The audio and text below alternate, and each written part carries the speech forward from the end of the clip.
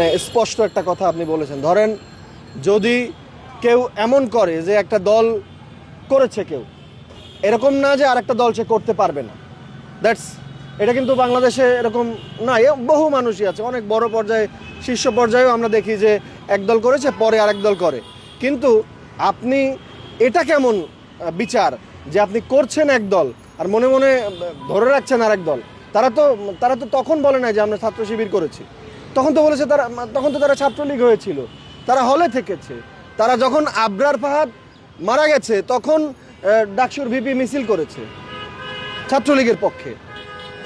আপনি একটা দল থেকে আরেকটা দলে আসা, আর সেই দলে থেকে আপনি সকল সুযোগ সুবিধা নিয়ে আপনি যদি বলেন যে আমি এখন এতদিন আমি অমুক ছিলাম, কৌশল ছিলাম, কৌশলে লুকিয়েছিলাম, এখন আমি আবার এই দলে আসছি। তারা তো বলে যে আমরা শাহাদাতের তামান্না করি না, কিন্তু তারা ছাত্রলীগের পিটানোর ভয় করে, এই জন্য তারা ছাত্রলীগে লুকিয়েছিল।